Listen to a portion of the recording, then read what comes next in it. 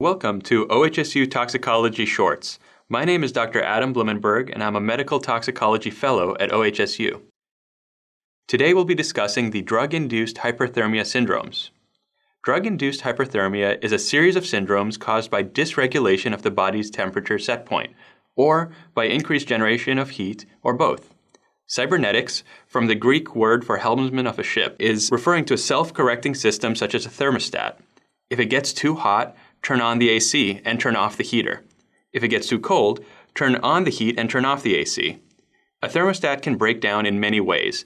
The temperature can be adjusted incorrectly, the air conditioner may be broken, or the heater may be unable to be turned off. There are analogies for the different drug-induced hyperthermia syndromes. For the most part, our temperature regulation is controlled by the thalamus in the brain.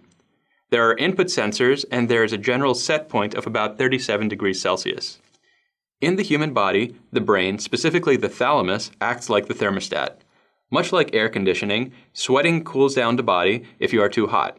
Like heating, muscle activity, shivering, warms the body if you're too cold. Like opening or closing the windows to increase heat exchange with the outside world, blood vessels can dilate or constrict.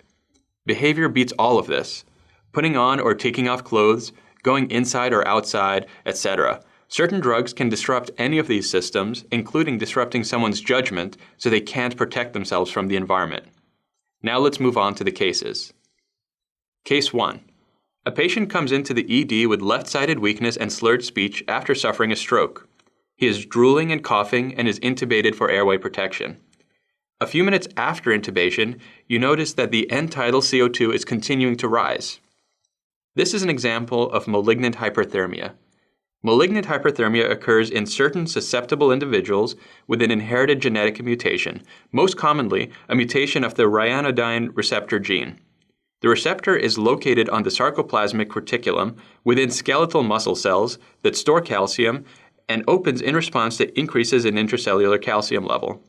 In these susceptible individuals, certain triggering agents like volatile anesthetic gases or succinylcholine can drastically alter the activity of this receptor, and this results in overaccumulation of intracellular calcium in skeletal muscle with overactivation and hypermetabolism. Early signs include tachycardia, tachypnea, difficulty ventilating the patient, rigidity, and continuous increases in the end-tidal CO2. Later signs include elevated body temperature, hyperkalemia, and dysrhythmias. Muscles contract without a stop signal, ATP is consumed, heat is generated. This is like having an industrial furnace in your studio apartment. Your air conditioning unit is going to lose even when it's set to maximum. Again, hyperthermia is usually a late finding. It will take time for the heat to develop. The treatment of choice for malignant hyperthermia is dantrolene. Dantrolene works by inhibiting calcium release from the sarcoplasmic reticulum by antagonizing ryanodine receptors. In addition to dantrolene, the triggering agent should be discontinued, and other supportive measures should be aimed at rapid cooling and correcting acidosis. If inhaled anesthetic was the trigger, you can hyperventilate to blow off the drug. Case 2. A 22-year-old man presents to the ED 3 hours after taking a weight loss supplement he bought on the dark web. He is diaphoretic and ill-appearing. Vitals are a heart rate of 111, blood pressure of 170 over 110, respiratory rate of 22, and a temperature of 103. This is an example of dinitrophenol toxicity. Dinitrophenol was used as a weight loss supplement during the 1930s, but it was banned by the FDA in 1938 because of its significant toxicity. However, dinitrophenol is making a comeback these days. It is mostly purchased illegally online in mass quantities, and it's being abused, especially among bodybuilders and those seeking to lose weight. Dinitrophenol causes weight loss by increasing metabolic energy expenditure. Dinitrophenol is an uncoupler of oxidative phosphorylation in the mitochondria. What this means is it allows protons in the mitochondria to return to the inner mitochondrial matrix without generating ATP. Through this mechanism, the hydrogen ion gradient that allows ATP synthesis is destroyed and ATP production is stopped, though oxidative metabolism continues. The mechanism results in inefficient substrate utilization, and the resulting energy loss is dissipated as heat. The cell is burning fuel and oxygen, desperately trying to make ATP, but the process is short-circuited and all that energy is lost as heat. This wastes calories, but also elevates temperature and occasionally life-threatening hyperthermia can occur. Infants have a similar system in brown fat where a protein called thermogenin allows mitochondrial protons to travel down their concentration gradient and generate heat instead of ATP. In a tiny baby, brown fat is useful because it helps generate heat. Acute toxicity causes profuse diaphoresis, hyperthermia, tachypnea, tachycardia, seizures, cardiovascular collapse, and death. Treatment is mainly supportive care. Hyperthermia should be aggressively treated with external cooling devices as well as cool intravenous fluids. Agitation can contribute to hyperthermia due to muscle contraction and should be treated aggressively with benzodiazepines. If hyperthermia is not controlled with these measures, the patient may need to be paralyzed and intubated. Case 3. A 25-year-old woman with schizophrenia presents to the ER with syncope. She is mumbling incoherently and displays diffuse muscle rigidity. This patient's vital signs are notable for a heart rate of 111, blood pressure of 170 over 110, respiratory rate of 22, and a temperature of 103. This is a case of neuroleptic malignant syndrome. The pathophysiology of NMS is not completely understood, but appears to involve alteration of central dopaminergic neurotransmission, that is to say, dopamine blockade, which leads to impaired thermoregulation, altered mental status, autonomic dysfunction, muscle rigidity, and tremor. The clinical manifestations of NMS may be difficult to distinguish from other drug-induced hyperthermia syndromes. However, onset of symptoms tends to be more insidious, days to weeks, compared to other causes of drug-induced hyperthermia, which tend to occur over hours to days. Another important distinguishing feature of the course is the medication history. NMS is characterized by the tetrad of altered mental status, rigidity, dysautonomia, and hyperthermia. If you think about it, the first three all contribute to hyperthermia. Altered mental status causes loss of behavioral regulation, rigidity causes increased heat production from muscle activity, and dysautonomia causes dysregulation of sweating as well as dysregulation of vasodilatation and vasoconstriction. NMS typically occurs during treatment with a D2 receptor antagonist, that is to say neuroleptics. Most cases occur in the context of therapeutic use of antipsychotics rather than following an overdose. Typical or first-generation antipsychotics appear to have higher risk of causing NMS compared to atypical antipsychotics. Of note, abrupt withdrawal of dopamine agonists can also cause an indistinguishable syndrome. This may be seen in a patient with a long-standing history of Parkinson's disease who abruptly discontinues treatment with levodopa-carbidopa. Treatment of NMS is largely supportive. It is essential to stop the offending agent as soon as the condition is recognized. On the other hand, if the condition is the result of abrupt discontinuation of a dopamine agonist, such as levodopa-carbidopa, the drug should be promptly restarted. Hyperthermia warrants aggressive treatment with active cooling, and hypotension should be initially addressed with generous administration of isotonic fluids. Benzodiazepines are first-line pharmacologic agents. Bromocriptine, a dopamine agonist, has not been well studied but may be beneficial as a pharmacologic adjunct. Case 4. A 45-year-old woman with a history of depression was recently started on a medication for a staph infection. She is confused and rigid.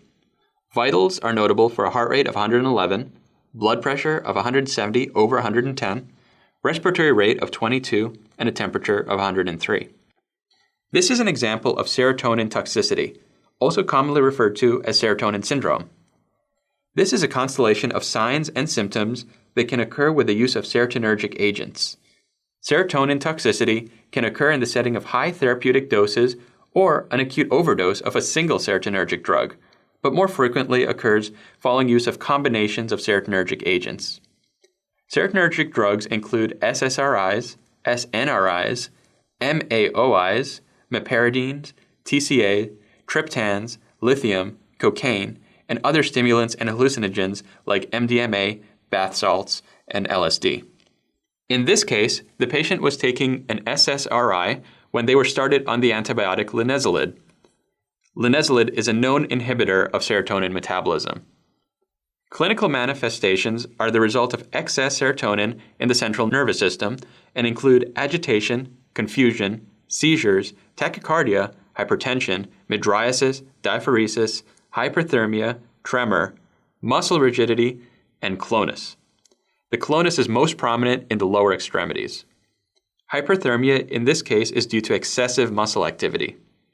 There is no specific test to diagnose serotonin toxicity. Diagnosis is by clinical symptoms and history of exposure to serotonergic agents. Researchers have developed a set of criteria known as the Hunter's criteria, which include several of the aforementioned clinical variables, which has been found to correlate best with a clinical diagnosis of serotonin syndrome made by a medical toxicologist.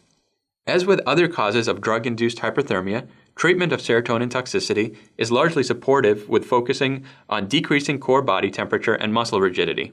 In selected patients, cyproheptadine, a serotonin antagonist, should be considered.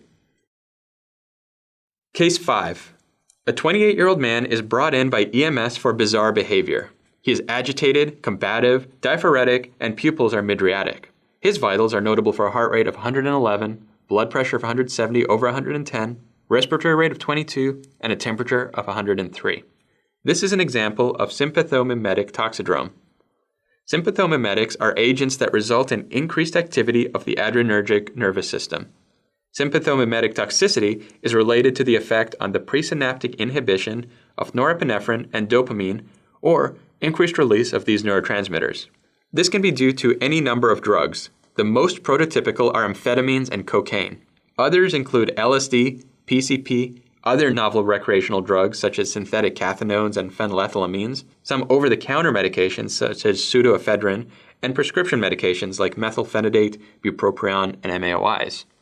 Clinical features include agitation, tachycardia, hypertension, hyperthermia, diaphoresis, mydriasis, hyperreflexia, tremor, rhabdomyolysis, and seizures.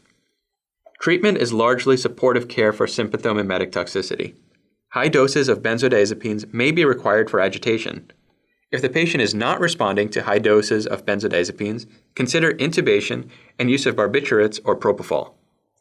Rapid cooling and hydration are frequently needed. When treating hypertension unresponsive to high-dose benzodiazepines, especially in the setting of acute cocaine toxicity, the use of beta blockers alone is not recommended as unopposed alpha stimulation may occur and worsen hypertension. Case 6. A 14-year-old girl is brought in by EMS after an intentional overdose in a suicide attempt. On physical examination, she has mydriasis, tachycardia, dry mouth, dry lips, absent bowel sounds, and is intermittently agitated and mumbling to herself and picking at the air.